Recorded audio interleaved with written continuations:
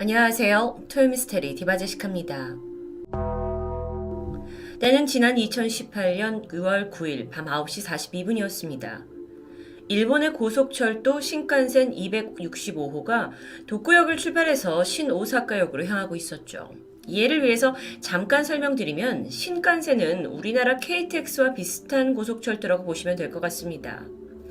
그 당시가 늦은 시간이었기 때문에 열차에 타고 있던 대부분의 승객들은 잠에 들어 있거나 또는 조용한 분위기 속에서 각자 휴식을 취하고 있었습니다. 그렇게 열차가 신요코야마역을 막 지났을 때였어요. 12호차 객실 뒤쪽을 기준으로 2열 좌석에 앉아있던 남성이 천천히 몸을 일으키는데요. 20대 초반으로 보이는 앳된 얼굴이었습니다. 그리고 이내 누군가 도망쳐요! 라고 외쳤고 승객들이 어리둥절하면서 소리가 나는 쪽을 보게 되죠.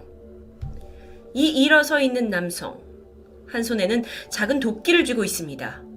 그는 급히 몸을 돌려서 오른쪽에 앉아있던 여성에게 흉기를 휘둘렀고요. 그녀가 비명을 지르면서 저항했죠. 자, 이때 가해 남성의 바로 뒷좌석에 앉아있던 승객이 바로 38살의 회사원 우메다 씨였습니다.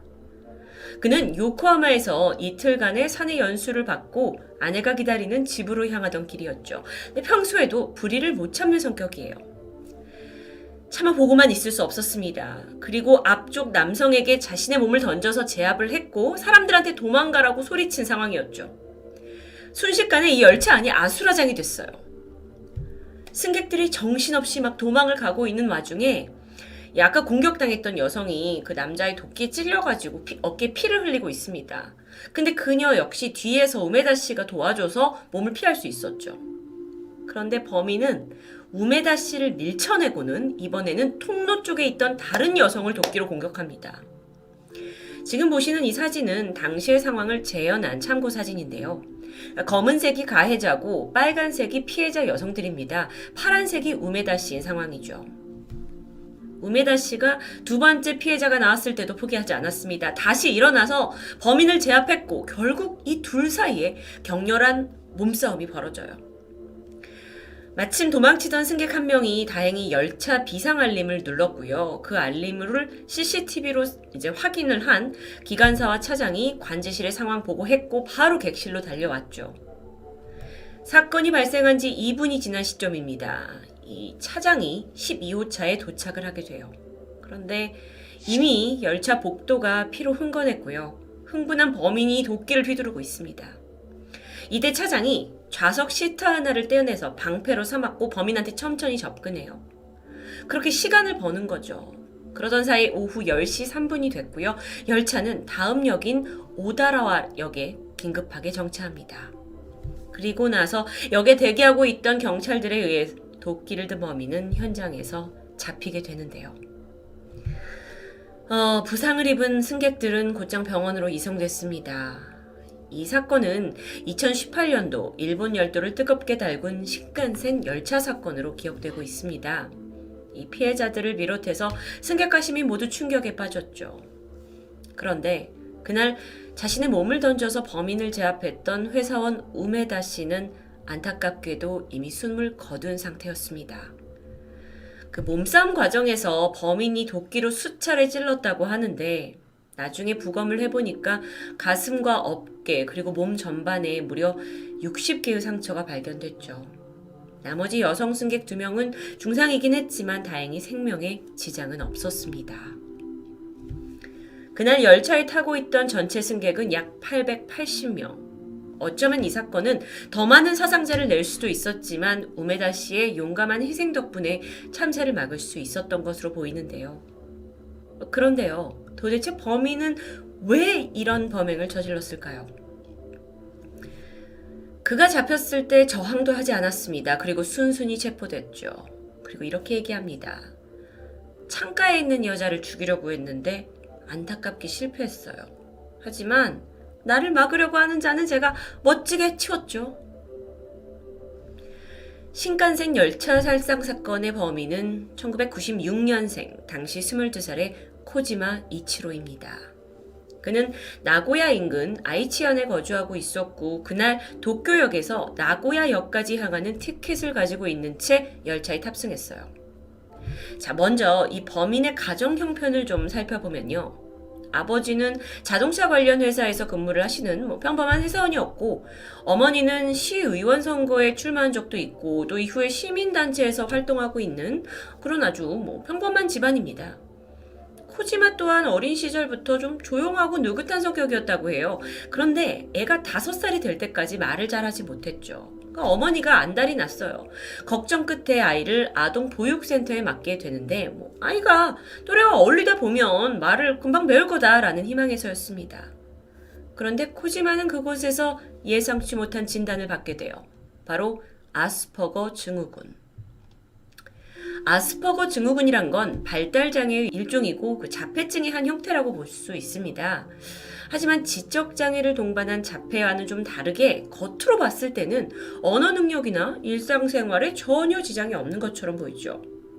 근데 가장 큰 문제는 사회 적응 능력이 좀 다소 떨어진다는 겁니다. 주요 증상을 보면 공감 능력이 부족해요. 그래서 사람들이 관심을 갖는 이슈에는 무관심한데 또 반면에 내가 관심 있는 거에는 거의 집착 수준으로 빠져든다고 합니다. 친구를 사귀는 데도 있어서 좀 어렵고 고집도 좀 비정상적으로 센 편으로 알려져 있어요. 뿐만 아니라 보통 사람들은 이제 언어 외에도 이렇게 말을 할 때 표정이나 제스처를 가지고 감정을 표현하잖아요. 그런데 아스퍼거 증후군을 가진 사람들은 말의 억양이 굉장히 기계음처럼 단조롭고요. 얼굴의 표정이 거의 드러나지 않는다라는 의학적인 증상 소견이 있죠. 대개 이 증후군을 가지면 4살에서 11살 사이에, 그러니까 좀 어린 나이에 감지가 되고 진단을 받습니다. 이때가 중요한데 가족 상담을 받고 사회기술 훈련을 하고 행동치료 이런 적절한 지원만 병행이 되면 사실 성장 과정에서 충분히 생활하는데 문제가 없다고 해요. 최근에는 이걸 단순히 장애로 보기보단 그냥 차이다 라고 보는 입장이 있을 정도예요. 그런데 코지마의 어머니는 무심했습니다. 크면서 애가 저절로 낫는 거야 라면서 아들을 병원에 데려가는 걸 거부해요. 아버지 또한 그냥 애가 좀 성장이 느린 거지 라고 대수롭지 않게 생각합니다. 그나마 코지마의 보육교사만이 걱정을 하면서 어머님 이거 특수학교나 병원을 가야 합니다 라고 했지만 부모는 한사코 우리 아이는 평범해요. 아니 평범해질 거예요. 라면서 제안을 거절하게 되죠. 그렇게 코지마가 14살이 되던 해였어요. 그 역시 내가 좀 다른 아이들과 다르다라는 걸 느꼈던 것 같아요. 그래서 스스로 병원에 가려고도 했죠. 하지만 정말 한심하게도 어머니는 약값이 비싸다면서 아이를 저지합니다. 코지마는 그렇게 서서히 사회 적응이라는 개념으로부터 좀 멀어졌던 거예요. 중학교 입학을 한 후에는 아예 등교를 거부하는 지경에까지 이뤘죠. 어쩌면 그때라도 제대로 치료를 받았다면 그런 참사를 막을 수 있지 않았을까요? 부모님은요, 사내 아이가 엄격하게 자라야지 하면서 아이를 방치했고 또 심지어 맞벌이셔서 바쁜 탓에 점점 아이에게 무관심해져 갔습니다.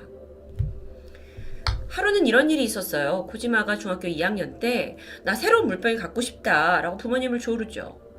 이때 부모님이 누나한테만 새 걸 사주고 이 코지마한테는 중고시장에서 구했던 허름한 물병을 사줬다고 합니다. 그날 밤 여기에 화가 난 코지마가 부모님의 침실에 들어가서 마구 고함을 질러요. 그리고 그날 아이의 손에는 칼과 망치가 들려 있었죠. 생명의 위협을 느낀 부모님은 경찰에 신고를 했고 이후에 코지마는 아예 집을 떠나서 청소년 보호시설에서 살아가게 됩니다. 특이한 점이 있었어요. 이 보호시설에서 지내는 5년 동안은 아이가 단 한 번의 문제도 일으키지 않았다는 겁니다. 오히려 그 기간 동안 4년 정도의 직업학교를 우수한 성적으로 3년 만에 졸업을 해요. 빠르게 졸업을 한 거죠. 성실했어요. 코지마를 담당했던 그 직업학교 선생님들이 나중에 얘가 신칸센 살상 사건의 용의자다라고 지목됐을 때 얘는 절대 그럴 애가 아니다라고 믿지 못했을 정도라고 합니다. 어쨌든 2015년 20대가 된 코지마는 전기수리사 자격증 덕에 한 기계수리 회사에 취직하게 돼요. 초반에는 일도 잘했고 대인관계도 별 문제가 없었어요. 하지만 새로운 공장으로 발령을 받고 나서 얼마 지나지 않아 퇴사를 합니다. 이유는 사내 왕따였죠. 여기에 대한 구체적인 일화는 보도가 되지 않았지만 상사가 너 같은 놈한테 일을 가르쳐줄 생각이 없다라는 발언을 했다고도 알려져 있습니다.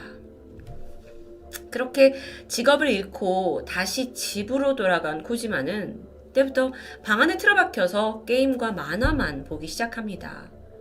그러니까 부모가 이 모습을 보고 아유 다 큰 어른인데 네 인생 네 책임이니까 네가 알아서 살아 하는 식으로 계속 그를 방치해버려요. 결국 그해 10월부터 코지마는 상습적으로 가출을 반복하게 되죠. 가출을 해서도 왜 집을 나왔냐라는 사람들의 질문에 부모가 나를 죽이려고 한다라는 이야기를 꾸며내기도 하면서 어딘가 위태로운 삶이 계속되거든요. 그리고 2017년에 돼서야 정신과 치료를 시작합니다. 병원에서 자폐증 진단을 받았어요. 그리고 2달간 입원 치료 받았죠. 퇴원을 앞두고 집에 돌아갈 때가 됐는데 부모님 집으로 간 건 아니었어요. 사실 코지마가 인생에서 유일하게 의존하던 사람이 있는데 바로 외할머니였죠.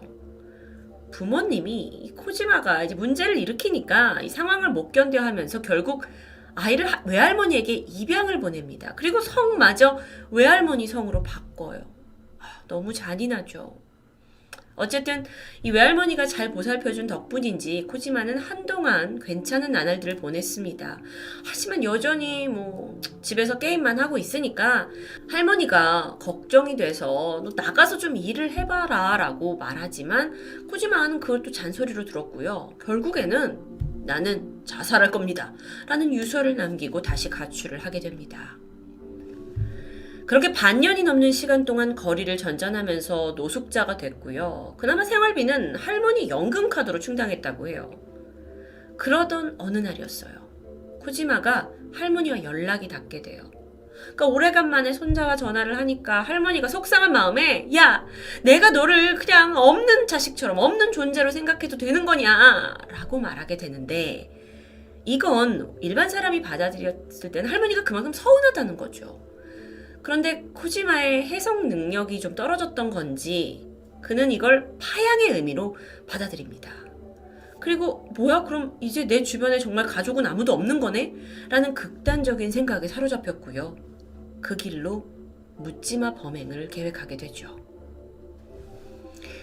신칸센 열차 사상 사건으로 검거된 코지마는요. 감옥에 들어가서 내가 평생 동안 나올 수 없는 범죄를 저지르고 싶었습니다.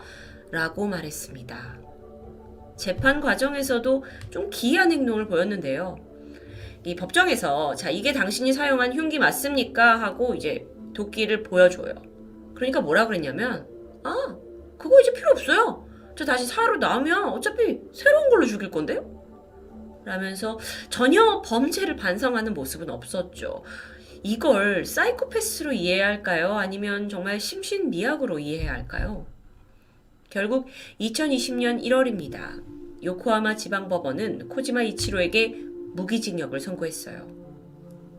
그런데 이 무기징역을 선고받자마자 코지마가 벌떡 일어나더니 만세 삼창하겠습니다. 만세 만세 만세 큰 소리로 환호하는 겁니다. 큰 이슈가 됐죠. 그냥 범죄자, 이 사람이 그냥 범죄자다라고만 봤으면 야 완전 미친놈이네 라고 제가 생각을 했을 텐데 어쩌면 그가 살아온 배경을 좀 설명드리고 나니 이 모습이 씁쓸하게 느껴지는데요. 현재 일본의 교도소에 수감된 그는 면회, 영치금 일체를 거부하고 있고요. 스스로 고립된 삶을 살아가고 있습니다. 충격적인 일은 여기서 끝이 아니에요. 사건이 터지고 취재차 기자들이 코지마의 가족들을 찾아오죠. 그런데 아버지가 아주 단호하게 얘기합니다. 나는 걔랑 가족이 아니에요. 그러니까 자기가 입양을 보냈으니까 혈육이 아니라는 걸까요? 너무나 남의 일인 것처럼 정말 무관심으로 일관을 하니까 이게 오히려 일본 대중의 분노를 일으켜내기도 했죠. 씁쓸합니다, 정말. 이 사건이 벌어진 이후로 2019년 3월부터 홋카이도 신칸센 전 열차에는 보안 요원이 동승하고 있어요. 또한 4월부터는 일본에서 열차 안에 포장되지 않은 칼을 반입하는 게 아예 금지되었고요.